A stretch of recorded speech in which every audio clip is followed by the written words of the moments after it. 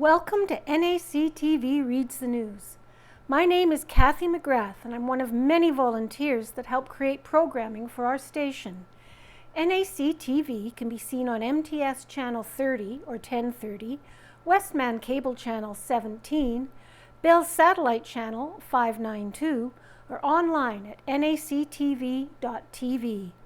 These programs are made possible by our volunteers, staff, advertisers, as well as donations made by you, our viewers. If you are enjoying your NACTV experience, please consider supporting us by either donation or volunteering. You can contact our office at 204-476-2639 or at nactv@wcgwave.ca.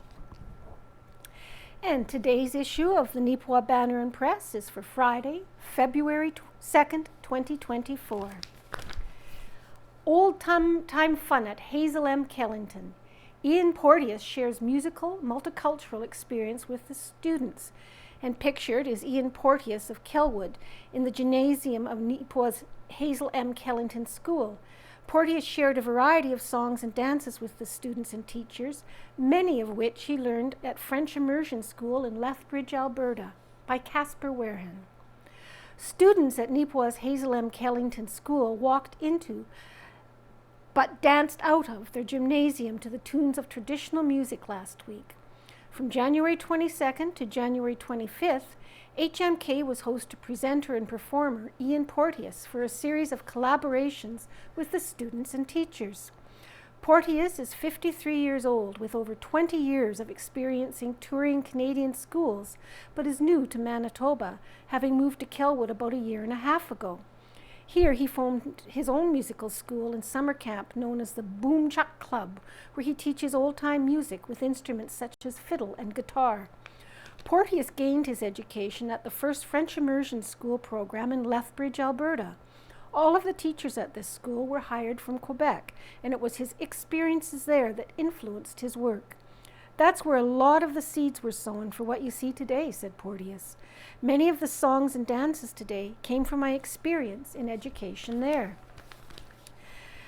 Titled The Cultural Wheel after Porteous's book, The Cultural Wheel, Transforming Your Classroom Through Cultural Restoration, his presentations have a focus on respect, inclusion, and community integration.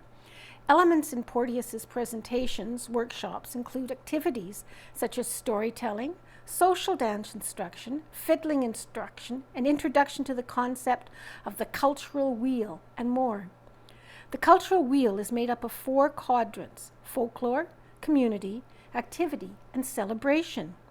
I heard about Porteous from Warren Woolman at Willerton School and went from there, said HMK Principal Alan Hankey. It's a nice mix of folklore and dancing. Porteous kicked things off with the playing of the Canadian National Anthem, using a band of metal and his fiddler's bowstring. The young students quickly recognized the tune and chimed in to provide the lyrics for the duration of the performance.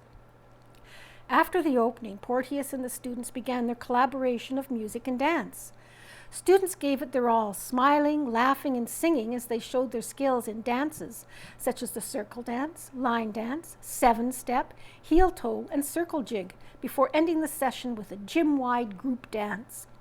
The fun was evident as time flew by and the children continued to clap and dance as Porteous played them out of the gymnasium, thanking him as they went. This school is as good a school as I've ever been in, Porteous enthused. In the future, Porteous hopes to collaborate with more schools and looks forward to providing music camps or performances at events such as the Harvest Sun Music Festival, McCree's Manitoba Maple Sugar Festival, and more. Neepawa Association seeks play for all. Touchwood Park is planning to build a wheelchair-accessible playground. And pictured is an artist's rendering of the finalized design for the Touchwood Accessible Playground by Casper Warehan. Neepawa's Touchwood Park Association is looking to step up the community's inclusivity. The association recently marked a milestone in a long-term project with a focus on bringing play to all via an accessible playground project. The project will create a wheelchair-accessible play space available for use by the general public, located next to Touchwood's Day Program building at 445 Commerce. As of January 26, designs for the park have been finalized, and Touchwood is hoping to begin constructing the playground this summer. The idea of this project is one that has been in our minds for many years. However, the idea has taken shape over the last few years with fundraising efforts and recently securing a playground design, said Holly Pancrantz, Director of Service for Touchwood. It is exciting to be at this stage of the project where the design has been finalized, the installation planning is happening while we continue with fundraising for this project. Pancrantz added, "This playground will provide an inclusive space for all to enjoy regardless of ability. People from every walk of life can utilize this space. Maybe it's a grandchild and a grandparent with a wagon, a young family with a child in a stroller, or individuals with disabilities using disability aids. There is something for everyone in this space to join in on. To be accepted as everyone else at the playground and not feel limited by the environment around them." Park concept details. Touchwood Park has partners with Parkworks, a Canadian park equipment company, to design the play park. One of these concepts was presented to a town council at the regular meeting held January 16th and featured a pour-in-place rubber base. This base would have a soft roll-down edge on all sides, making it easy for wheelchairs, strollers, etc., to smoothly transition to and from the playground space, as well as navigate the space itself. Key features included in the park's design concept are swings, including a wheelchair swing, Sella teeter-totters, a non-traditional teeter-totter secured on a large spring, which includes a secure bucket seat design with space in the middle portion for individuals to stand or sit. Game boards, which promote parallel and interactive play. A wheelchair-accessible play structure, which measures 3 feet from top to bottom, and more. Typically, someone in a wheelchair is always looking up at their loved ones, their family, their friends, and services, said Pancrantz. This provides an opportunity that they're not looking up. They're up with everyone. They're up high with their friends, enjoying the games just like everyone else. Important areas on the play area are planned to have a highlighted zone to draw attention to activities, as well as to advise caution in those zones if equipment is currently in use. For example, the bottom of a slide or a swing set area. These areas are also considered high-use zones. With a pour-in-place rubber base, Pancrantz noted that the accepted lifespan for these high-use areas is anticipated to be approximately 10 to 15 years and easy to replace when needed. During the winter, snow would need to be cleared via shoveling and the wheelchair swing would be locked. For increased accessibility, a sidewalk would also need to be installed from the street. The total cost of the project is estimated $325,000, with $103,000 already raised for the project via a variety of grants, fundraising events, and community donations. On January 16th, Touchwood put forward to the Town Council for consideration a request for $25,000 via the town's community grant program to aid with the funding of the playground. And Looking Back by Casper Warehand. 1974, Neepawa Press converts to offset printing, and pictured copies of the Neepawa Press stream off a big Harris offset press at the Brandon Sun printing plant at a speed of 16,000 copies per hour in 1974. The week of February 7th was the occasion of the Neepawa Press's complete conversion to cold type composition. New equipment was installed in the Neepawa Press printing plant, including 2 CompuGraphic photo typesetting machines, a brown horizontal newspaper camera, and auxiliary equipment. And pictured in the lower left, the last issue of the Neepawa Press to be printed on a Goss Coxotype press was the January 17th, 1974 edition. Pictured here, John Fork stands at the controls as he watches the paper coming through the folding unit. The press had a capacity of 8 pages and a speed of a little over 3,000 copies per hour. The facilities they switched to in 1974 had a capacity of 32 pages at a speed of up to 16,000 copies per hour. 125 years ago, 1899, photographer Jackson made an experiment in taking photos by acetylene gaslight at the Opera House on Monday night. He took several views of the castle during the evening. 100 years ago, 1924. Eden. Some excitement was caused by a report of a fire in the village on Tuesday morning. A few men were quickly on the scene, but apparently the fire engine was mislaid. Canada has 40 less daily newspapers than were published 10 years ago. High costs of production and diminished patronage are the chief causes of decline, and the adverse conditions continue. Harry Hodkinson has got nicely started in the sheep industry and is going to clean his farm of weeds by conversion into wool and mutton rather than by the wasteful method of summer fallow. Mr. Hodgkinson, with Mr. McCogney as expert, spent many days and crossed hundreds of miles of territory last fall hunting for a good quality grade sheep and secured 80. To these were added this week a flock of 12 procured from D. Patterson of Forest Home Farm in Burton. Those latter are purebred Suffolks, the progeny of stock imported from England. With this nucleus, Mr. Hodgkinson will soon develop a formidable flock and may probably find more profit in them than in wheat. His farm is well situated and well equipped for the venture, but there must needs be intelligent care and attention, which Mr. Hodgkinson may be relied on to give them. 75 years ago, 1949. Argyle Patterson left last week for Halifax, where he will commence his training in the Navy. Wellwood. Mr. and Mrs. Andy Wills are receiving congratulations on the birth of a daughter in Neepawa Hospital on Saturday, January 22nd. Marjorie Georgina. Mentmore. Calvin Welpton had the misfortune on Monday night to get his hands quite badly burned while fighting the fire in the van at the curling rink. 50 years ago, 1974, the possibility of developing the supposedly vast iron ore deposit beneath the surface of the area southeast of Neepawa has again gripped the imagination of a group of mining speculators, and they are preparing to drill a test hole about 5 miles southeast of town. First indication of the deposit occurred during the war years when pilots flying over the area noticed their compasses were violently affected by some magnetic force.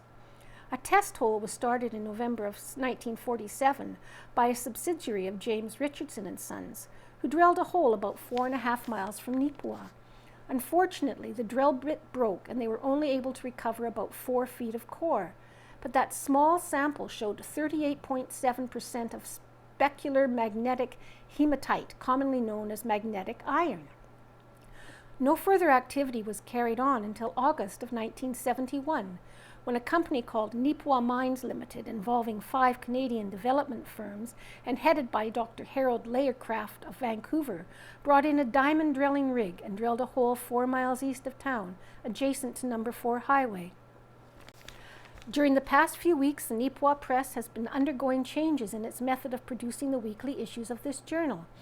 It is a significant departure from the familiar, time-tested method which has been in use for so many years. Since it would have been uneconomical for the press to install its own offset rotary press, at a cost of over $100,000, which would be operated less than 1 hour per week, we have gone the route of most other community newspapers in North America and hired press time on a central press. 20 years ago, 2004, Manitoba remains gripped in an Arctic mass that's pushed temperatures below to record-breaking lows.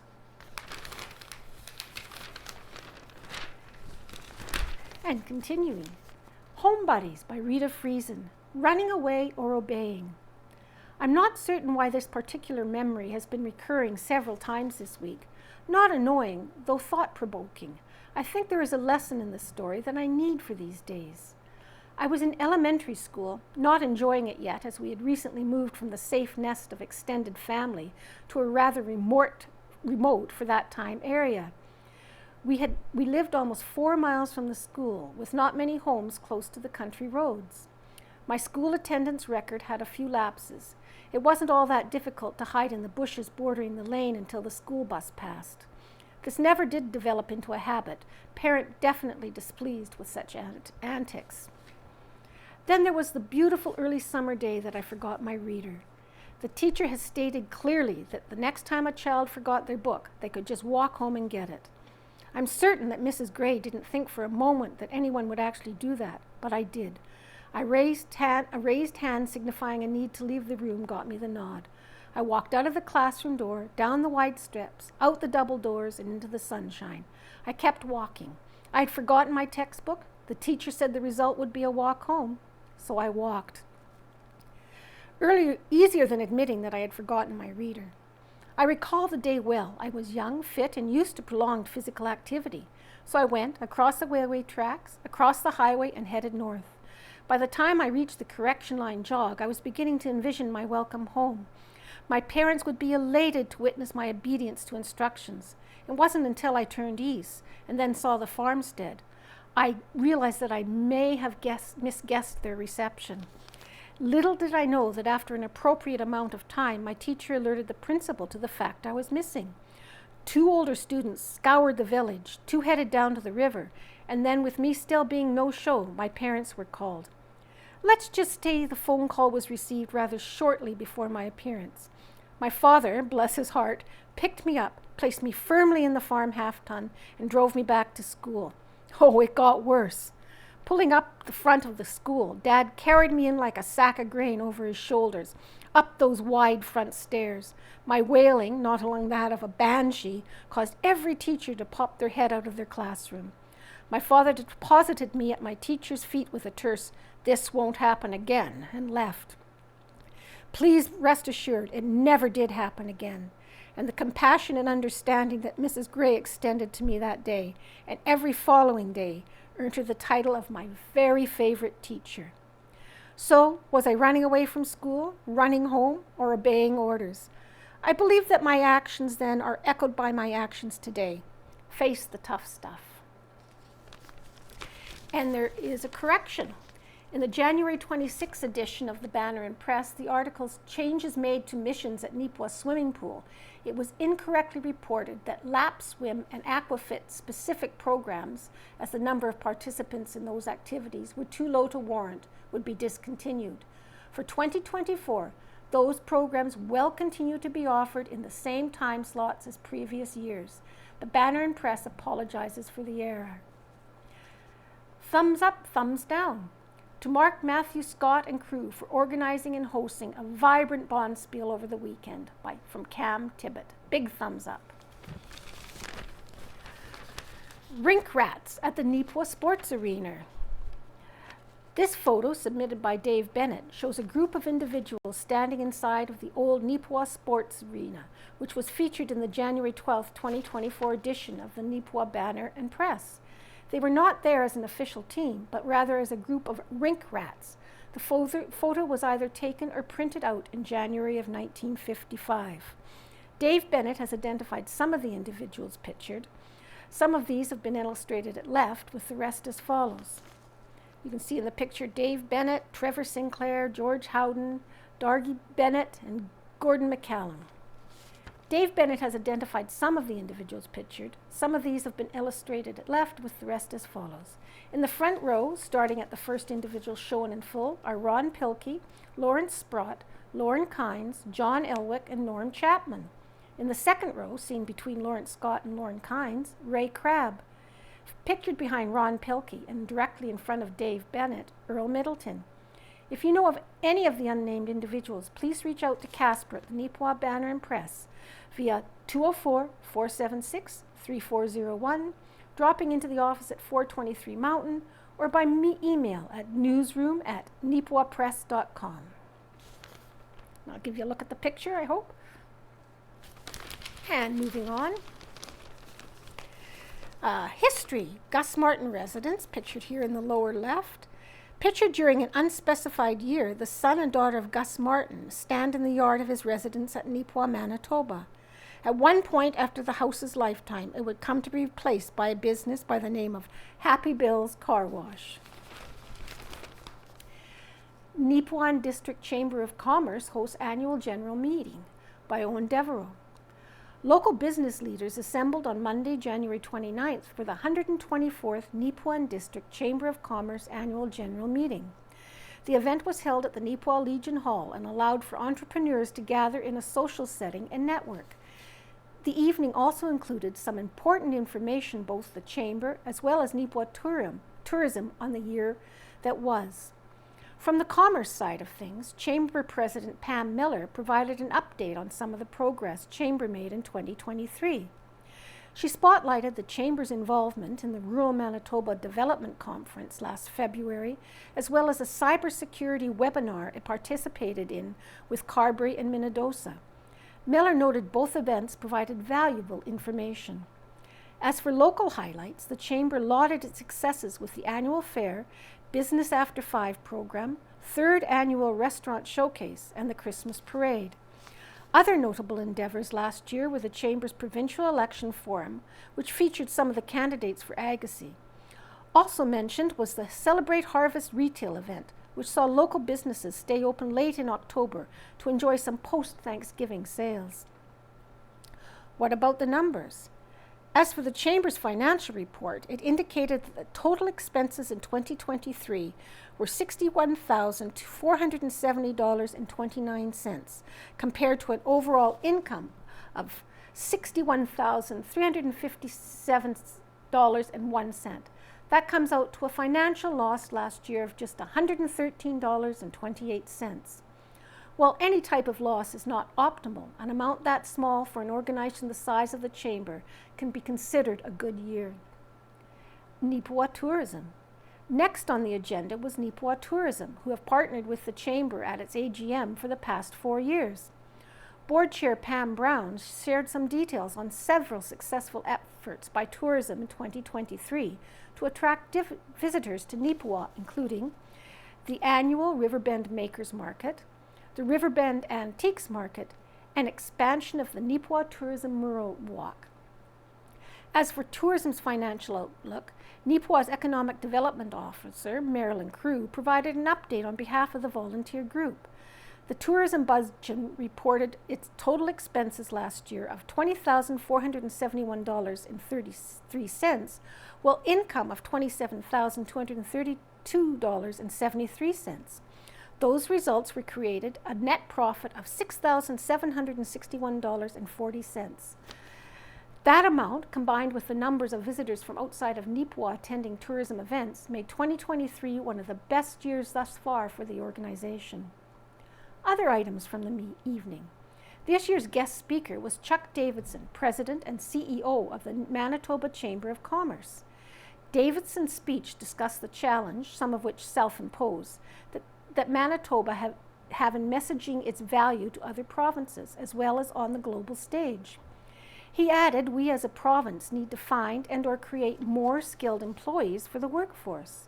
As well, Davidson stated business leaders must press the province to eliminate the payroll tax, which hinders our large-scale commerce, compared to Saskatchewan or Alberta, who don't have this type of tax on the books. The final notable part of the festivities was the announcement of the Business of the Year. This year's recipient was the It's Time Fashion and Gifts. Carberry Minor Hockey Report and Brookdale Bonspiel by Jolene Belkunas. The under-9s traveled to Minnedosa for the weekend, winning their first 2 games, taking them to an A side of the tournament playing Rivers. The coaches had them well prepared and playing as a team all weekend, bringing home the A-side championship banner from the Minnedosa tournament. The U11 Plainsmen won their first game in their 2-day tournament in McGregor. Final score was 9-1. Congrats to J.C. Irwin, who earned player of the game. Beckham Hofer, J.C. Irwin, and Cole Phillips celebrated their first goals of the year. The U11 team finished off day 1 of their tournament with the second win, a 5-2 score. Asher was awarded player of the game. The U11 team faced off against McGregor and ended with an 11-0 loss. Player of the game went to Angus McLeod. The U11 team wrapped up their 2-day tournament in McGregor with their 3rd win, defeating the Brandon Dragons 10-4. Brody McDonald won player of the game. Carberry Glenborough U15 team defeated Boissevain 4-3 and swept the best-of-3 series to secure their spot in provincials March 1st to 3rd in Warren, Manitoba. The Carberry Glenborough U15 traveled to Wawanesa Saturday, defeating Wawanesa Souris 3-2, and Verdun Sunday, which ended in a 5-5 tie. And the Brookdale Men's Bonspiel. Following are the results of the Brookdale Men's Bonspiel held January 19th to 21st. A-side, Cody Jacobowski. A-side second place, Andrew Link. B-side, Jason Orr. B-side second place, Miles Lavich. C-side, Darcy Eng. C-side second place, Thomas Burma. And a game of cards connects generations.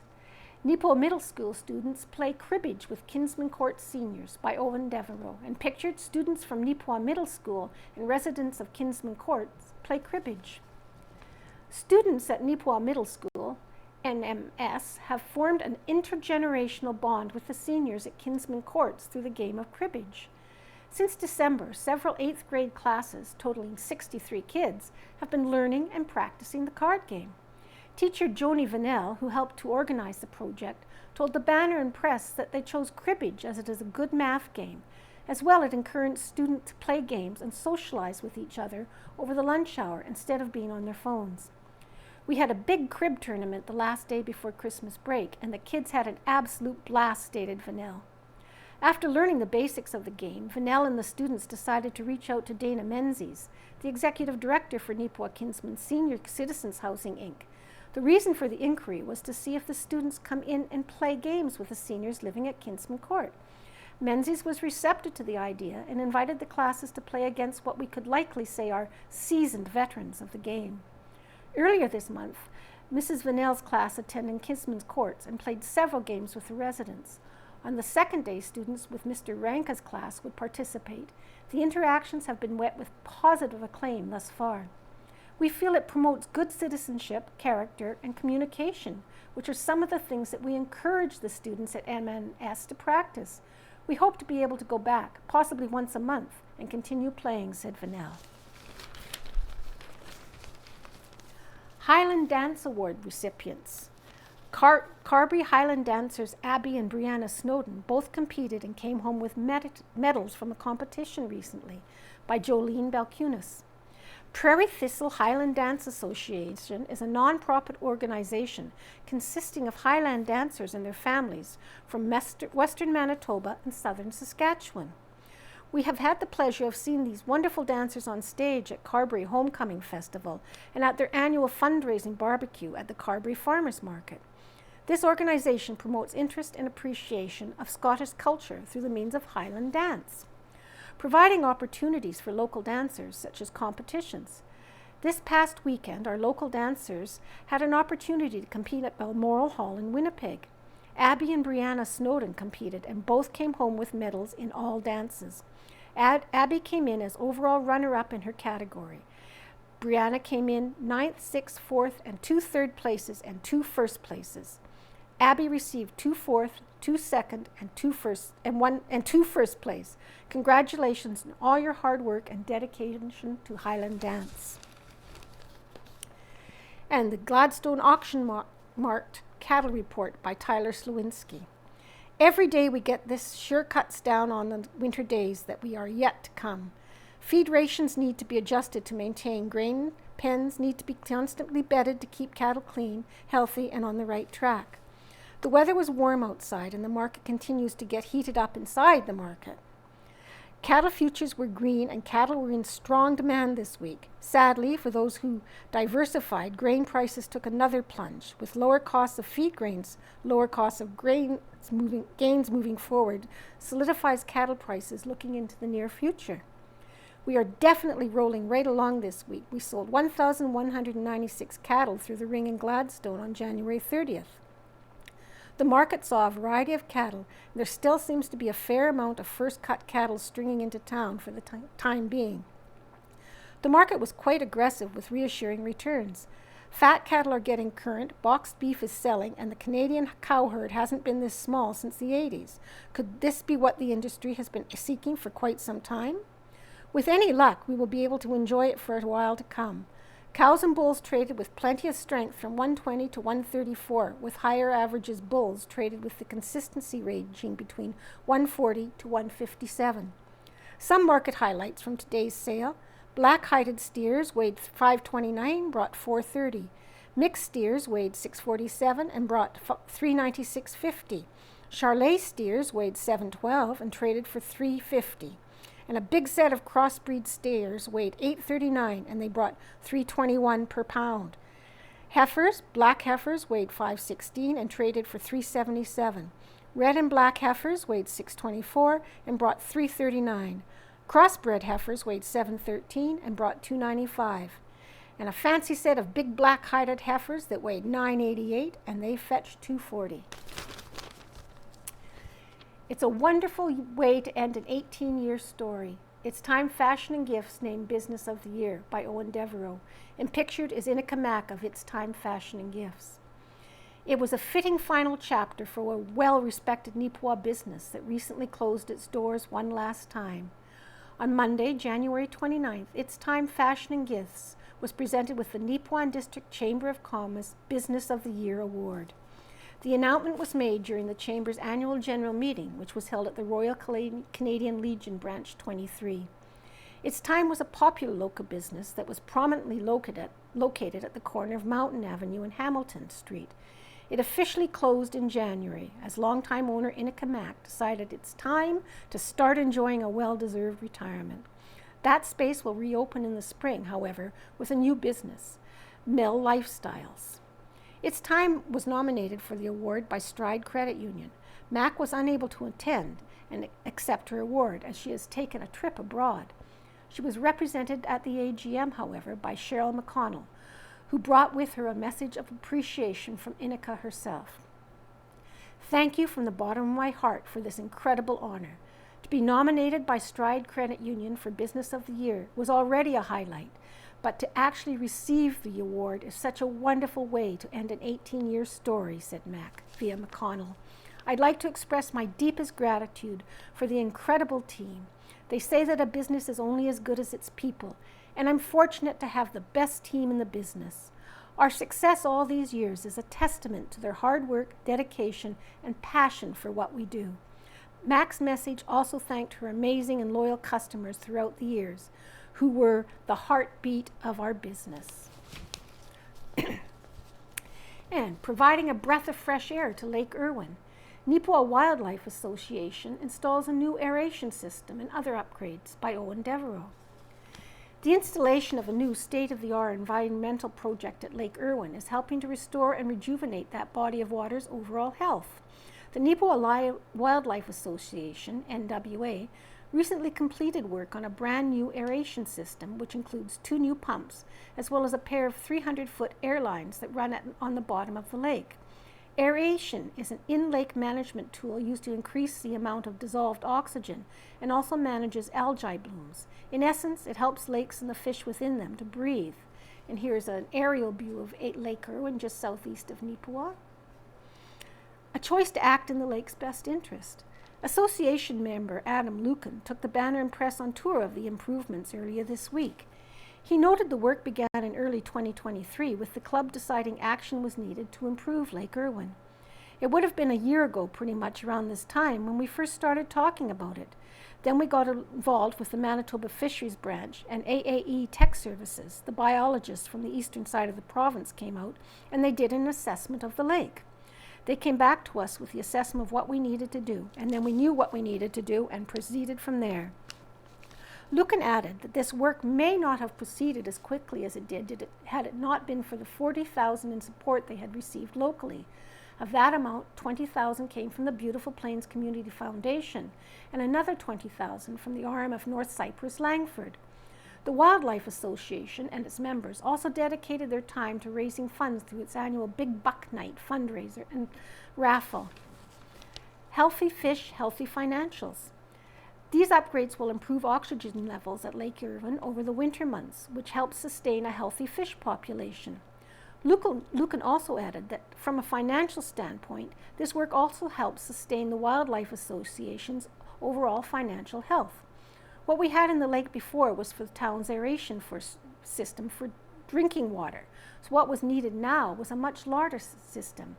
We were previously pumping through a 2-inch line, but now we're pumping through a 1-inch line into a little micro bubblers. So the oxygen actually absorbs into the water a lot easier, said Lucan. As well, the old system had a cost on average of almost $1,000 a month to operate it down here. For the new system, it's only around $300 per month and supplies much more air. So the cost savings in hydro is massive alone. Then you factor in the fact that it's pushing out a lot more air. This is a major improvement for the lake. Other improvements to go along with the upgrades to the aeration, the air shack in the area has also undergone an extensive overhaul in order to accommodate all these new mechanical needs. Another portion of the redevelopment included the improved access to the roads on both sides of the east and west side. But perhaps the most significant addition on personal level to the community was a commemoration for Aidan Willerton, who passed in 2022. Aidan was an avid sportsman who had a strong passion for fishing. A commemorative bench and plaque has been constructed by Jack Falk and placed on the West End Lake axis to ensure Aidan's legacy with the Wildlife Association and the community of Neepawa in general. And pictured is a view of the aeration system, which is much more efficient than the equipment it replaced. And here is a tribute to the Neepawa Titans, the 2023-2024 team roster. And all the players are pictured, including their hometown, their age, their position they play, as well as all the coaches, assistant coaches. It's worth looking at. I won't read all the names because I know that I would pronounce them all wrong. Another successful year for Tigers Fight Cancer fundraiser. And Chancellor's Pink the Rink event raises $3,100 for Xander's legacy. So, the Neepawa Area Collegiate Institute, NACI Tigers, just after the Tigers Fight Cancer game on Friday, January 19th. And the team is pictured there by Owen Devereaux. The Neepawa Area Collegiate Institute Tigers recently hit the ice to help a cause that is much more important to the grand scheme of things than any win or loss in a game. On January 19th, the team participated in their 4th annual Tigers Fight Cancer fundraiser. This event supports a local cancer care program through a variety of efforts from the players, which include progressive 50-50 as well as a 50-50 held at the game.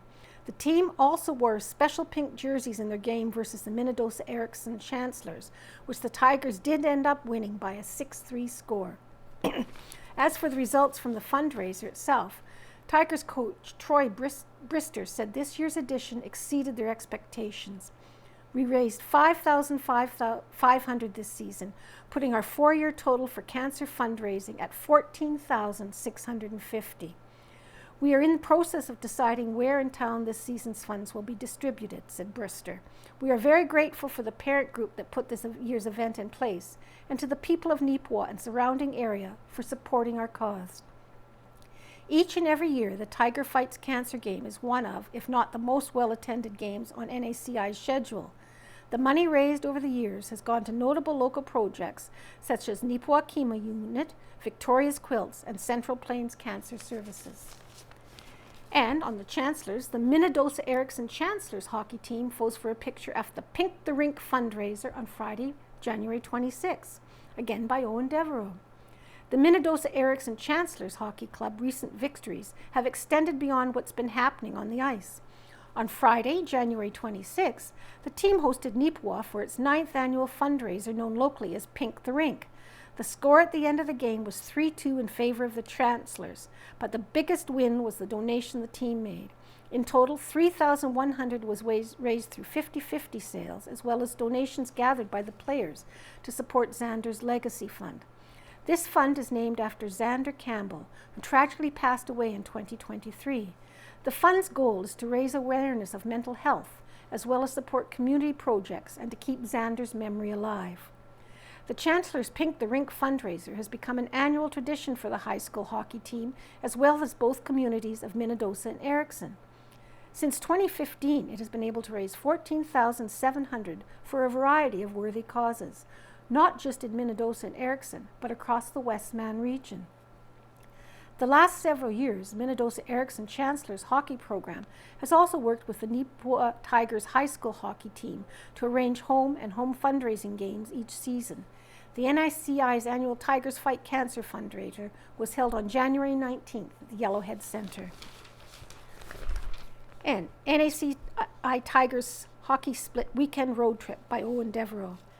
The Neepawa Area Collegiate Institute Tigers played a pair of games away from the friendly confines of the Yellowhead Center this weekend.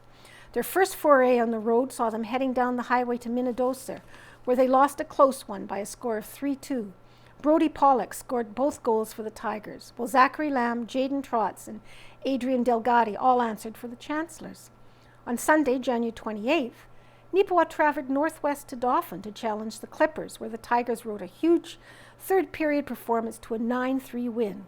NACI ended up securing the win by scoring 6 goals in the third period, with 3 of those coming on power plays.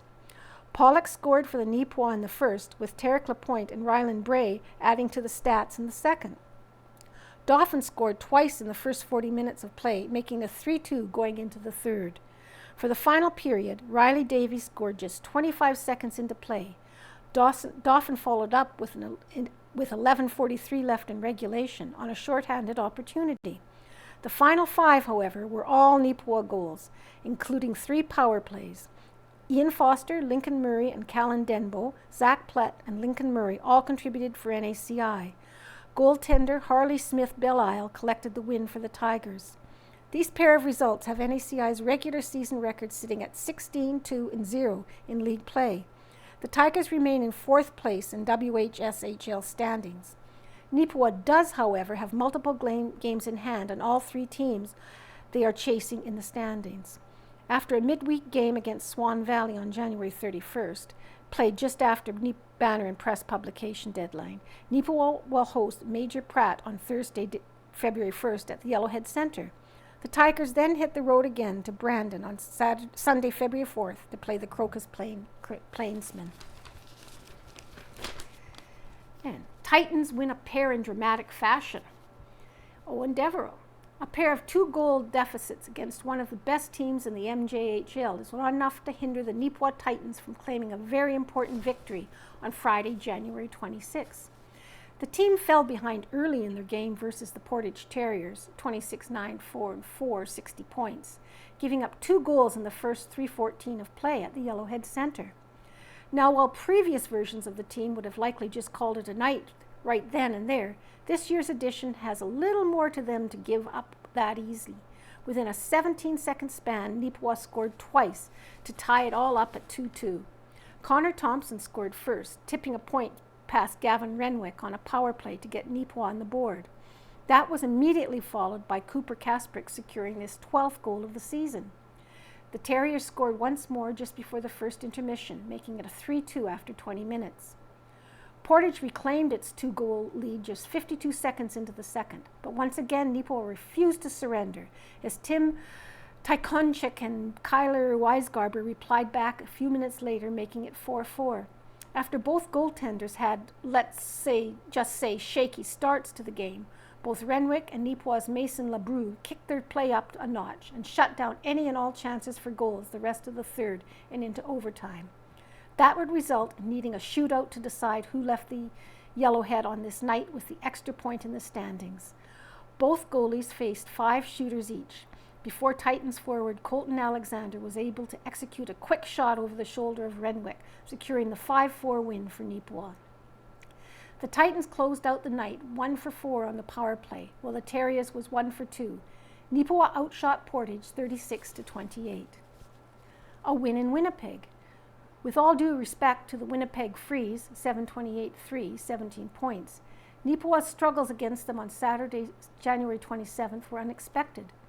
Whether it is a case of the Titans underestimating their opponent or the Freeze just playing above and beyond their capacity, the game was a tense duel that came down to the wire.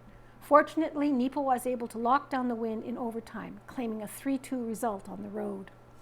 Caden Hegarty scored his 5th of the season for Neepawa later in the first. Winnipeg followed up immediately, however, with one of their own. In the second, Mason Hartley scored, and that would pretty much be it until the third, when Freeze took advantage of a late-period power play chance. Overtime would be needed to find a winner. Fortunately, Ewan Poirier found himself a seam in the Winnipeg defense and was able to advance to the net to slip one in to make it a 3-2 victory for the Titans.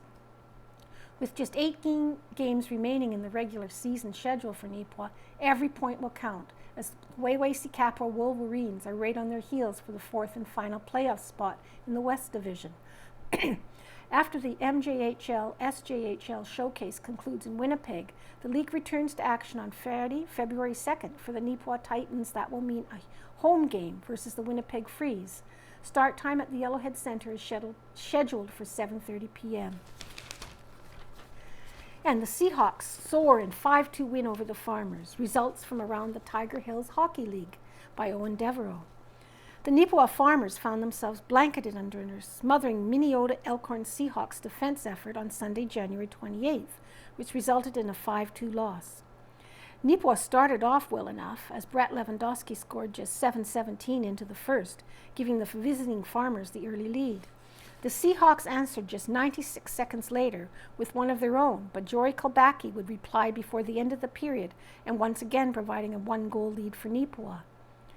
For the start of the second period on, however, Minnesota Elkhorn would dictate the tempo of the game, swaying it to their advantage. The Seahawks scored a pair of goals in the second and 2 more in the third to eventually claim the win. Reese Jones put in a solid effort in goal for Neepawa, stopping 43 shots, but there was only so much he could, and the rest of the Farmers could do against one of the Tiger Hills Hockey League's THHL top teams. This defeat drops the Farmers' regular season record to 8-8-0, good enough for 16 points in the standings. Gladstone wins in McGregor. A huge effort in the first period powered the Gladstone Lakers to an important 5-3 win over the McGregor Wild on Friday, January 26. The Lakers scored 4 goals in the opening 20 minutes of play and were able to cruise from there to win their 8th of the season. After McGregor's Tanner Garnham scored first on a power play chance early in the first period, the Lakers replied with their next 4 goals. Riley Bruce, Jesse Toth, Trey Evanson, and Jack Stewart all scored within a 6-minute span midway through the first. The Wild got one back on another power play chance before intermission. Bruce picked up his second goal of the night early in the second period off a Gladstone power play. Braden Klippenstein scored halfway through the period to make it 5-2, but that would be all the scoring we'd see for the rest of the game. This win ends a 4-game losing streak for the Lakers and put them into a tie for third in the East with Neepawa at 16 points. Gladstone does have a game in hand on the schedule, however, and also holds the tiebreaker against the Farmers at the moment, having beat them 10-6 back in December. The Farmers and Lakers will play one another in Gladstone on Friday, February 2nd. Start time is set for 8:30 p.m. Minnesota wins Thriller in Boissevain. A slick stick-handling play from Bryson Werbicki Mallet secured a 4-3 shootout win for Minnesota Bombers over Boissevain Friday, January 6th. In a game broadcast online by TL Media, Werbicki Mallet scored on a nifty-looking backhander. He also was the reason the game had to go into extra time, as he scored the game-tying goal in the third period. Logan Robinson and Mark Willis also scored for Minnesota. This was an important win for the Bombers, as it keeps them just 1 point back of Killarney in the THHL East standings, 27 points for Minnesota and 28 for Killarney. The final 2 games of the regular season will be at home on Sunday, February 3rd against the Gladstone Lakers, and Friday, February 9th in Neepawa versus the Farmers. And Banner and Press sponsor night winners. The Neepawa Banner and Press was the Neepawa Titans game on January 26th for its annual sponsorship night. Joel Asselstein, pictured above, had the honor of dropping the puck at the game. The Titans emerged victorious that night, but the hockey team weren't the only winners for the evening. 3 lucky individuals had their names pulled in the Banner and Press's free draw.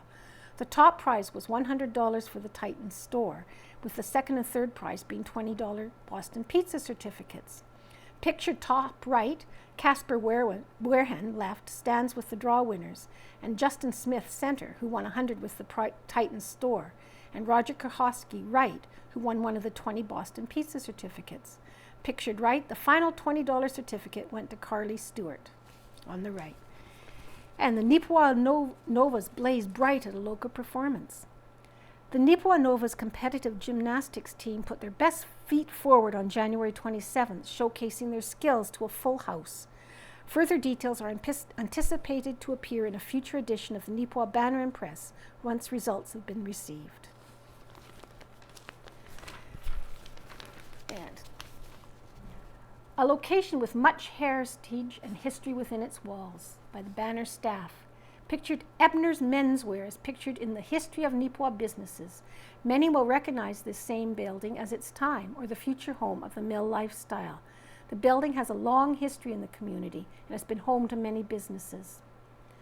Some interesting additional history this week related to our story on its time fashion and gifts from the January 26 edition of the Banner and Press.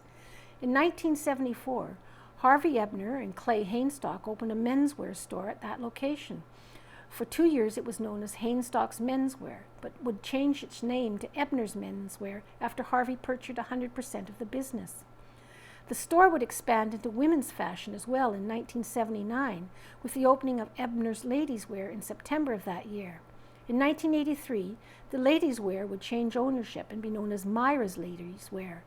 Harvey Ebner's retained ownership of menswear store until 1986, when he sold the men's store to Bob Frith and the full sale of the building to Myra and Dave Bennett. Myra would operate the business until 2006, when it was sold to Its Time Promotions. We could go back even further into the history of the building that stands at the Hamilton and Mountain, but we felt it's best to simply go as far back as fashion portion of this history. And pictured, Dosa Double excels at provincials. Minnedosa Bowl Gutters Pizza announced a pair of winners for the Youth Bowl Manitoba Senior High-Low Doubles Provincial Championship in Winnipeg. Cody Callan and Cadence Madden placed first at the competition. Minnedosa Bowl also extended proud congratulations to their bantams, Jaden and Brooke, as well as juniors Tyler and Daniel, who, while they may not have placed, did not give up. And the BP Museum history, the Neepawa Press, 1930. The Neepawa Press, which would later be bought by the Neepawa Banner, was originally established in 1896. At this time, it was located in the Bemrose block on the south side of Hamilton Street, west of the courthouse. The business was founded by Alexander Dunlop and moved locations to Mountain Avenue in 1932. The new building would be known as the Dunlop Block. While historic photos depicting the outside of the press buildings may have been seen by Banner and Press readers previously, this photograph provides a bit of a look at the interior. The interior shot was taken in the late 1930s. From left to right are Ross Robinson, Blake Dunlop, George Farrell, and Burley Wyatt. And Neepawa Middle School hosts a winter concert. The Neepawa Middle School held its winter concert on Wednesday, January 24th. A variety of performances were provided that day, including the one pictured above. This was the middle school choir, conducted by Kaylin McDormand. Pictured below, Kaylin McDormand, 5 to 8 band teacher, leads the grade 6 band. And pictured above, the Neepawa Middle School grade 8 jazz band played Blues in the Closet. And pictured below, Neepawa Middle School's grade 8 band performed Psalm 42 at the winter concert. And the Neepawa Pharmacy is one step closer to its move. And pictured as work steadily continues on the new building for Neepawa's Harris Pharmacy, the current building took another step forward recently in preparing for the business to be moved. The large Harris Drugs sign, which was a long time and well-recognized part of the building's storefront, came down on Sunday, January 28th. Pictured above, the Harris Drug sign sits on the sidewalk out front of Harris Pharmacy after being taken off its fastening and brought down. And 95-second shopping spree helps local food banks. Neepawa Gladstone Co-op begins 95th anniversary in an exciting way, by Owen Devereaux. And pictured, Amanda Nottengale of Neepawa Community Ministries Food Bank stands with Neepawa Gladstone Co-op Marketing and Member Relations Coordinator Ali Potrebka after Amanda's 95-second shopping spree, pictured in the small insert. A similar event was also held in Gladstone at the food store as well on Sunday, January 28th. And pictured in low, Neepawa Co-op food store manager Dan Soltis was the employee randomly selected to have their own shopping spree. He ended up maxing out and hitting the $1,000 shopping limit. The Neepawa Gladstone Co-op is starting off the celebration of a major personal milestone by helping those who help those in need. As part of its 95th anniversary celebration, the food stores in Neepawa and Gladstone held a 95-second shopping spree on Sunday, January 28th. A representative of the Neepawa Food Bank and Gladstone Food Cupboard were each given 95 seconds to roam the aisles and select any items they wanted. Whatever they picked up, the co-op purchased for them to assist the local programs. In Neepawa, Amanda Nottingale, the Community Ministries Director at Neepawa Salvation Army, was able to assemble just under the 333 in groceries. As for Gladstone, Laurie McConnell with the Gladstone Food Cupboard collected $293.55. On top of that, one co-op team member from Neepawa and Gladstone was randomly selected in a draw and were given 95 seconds to shop for themselves. Dan Soltis was picked, and he maxed out on his opportunity, hitting the 1,000 maximum that was part of the shopping spree. Co-op Marketing and Member Relations Coordinator Ali Potrebka organized the shopping spree. She told the Banner and Press that this is the first of many exciting activities they have planned for throughout the year. Knowing that this is our 95th anniversary this year, I was very excited to plan a number of events for our community. So we'll have something going on every month. It might be something small, might be something bigger. We will be doing this type of 95-second shopping spree for our co-op members later in the year, and for another one of our team members as well, said Petrescub. As for the local food banks, it was very important for us as a grocery store to support them. We know food insecurity is a big challenge for far too many members of our communities, and we do donate to them in multiple ways throughout the year. But we thought this would be a bit of fun way to do that, and also build energy around our anniversary. As for the actual anniversary date, we'll hit that milestone on April 1st. The Neepawa Co-op was formed in 1929, while Gladstone Consumers Cooperatives were formed in 1946. The two merged into a singular co-op in 1969. And finally, information on the Beautiful Plains Community Foundation. Save the date. The Community Foundation Golf Tournament is June 21st, 2024 at the Neepawa Golf and Country Club. An announcement of a new staff member. We would like to introduce Melissa Grindheim, who has taken on the role of Executive Director for the Beautiful Plains Community Foundation. Melissa moved to the community for Saskatoon and is very excited to get to know everyone and become involved with her new community. When she is not working with the foundation, Melissa enjoys spending time with her friends, family, and animals.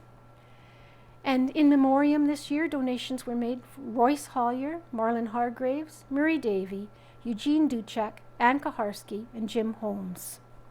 And a big thank you to Tim Hortons for raising money. They raised $3,168 for the foundation. And that concludes the paper for Friday, February 22nd, 2024. We hope you enjoyed.